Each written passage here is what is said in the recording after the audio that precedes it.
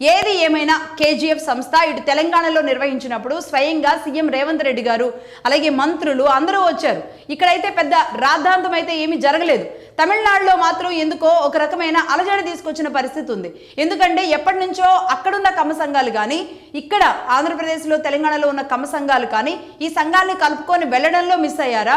ఈ కమ్మ సంఘాలకి అతీతంగా పనిచేయడానికి కొత్తగా గ్లోబల్ పరంగా తీసుకురావడానికి కుసుమకుమార్ గారు ఇంకేదైనా ఆలోచనలో కార్యాచరణలో ఉన్నారా?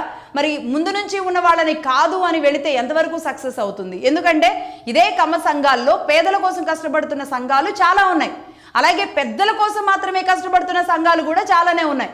ఎవరు ఏం చేసుకుంటున్నారో కానీ అంటే వీళ్ళు ఏం చేస్తున్నారు వాళ్ళు ఏం చేస్తున్నారో అర్థం కావట్లేదు. కానీ ఒక్క విషయం అయితే ఆపదొచ్చిన వాళ్ళని ఆదుకోవాల్సిన అవసరం ఈ కుల సంఘాలు, అది ఏ కుల సంఘం అయినా సరే, ఏ క్యాస్ట్కి సంబంధించి అయినా సరే వాళ్ళు ఆపదొచ్చినప్పుడు ఆదుకోవాలి.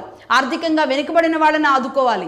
గ్రామాల్లో పేదరికంలో ఉన్న వాళ్ళకి ఏదో ఒక రకంగా చేయూతనిచ్చేలాగా ముందుకు తీసుకెళ్లాల్సిన అవసరం ఉంటుంది.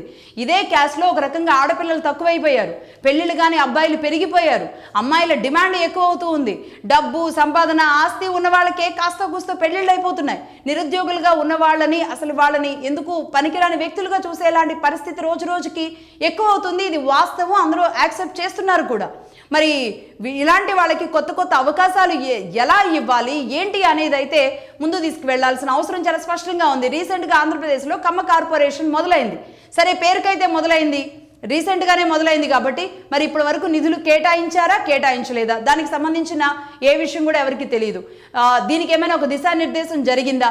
ఇలాంటి వేదికల మీద నుంచి ఈ కార్పొరేషన్ల ద్వారా మనం చేసుకోవాల్సిన బలం, మనం ఎలా ముందుకు వెళ్ళాలి అన్న విషయాన్ని ఏమైనా స్పష్టం చేశారా?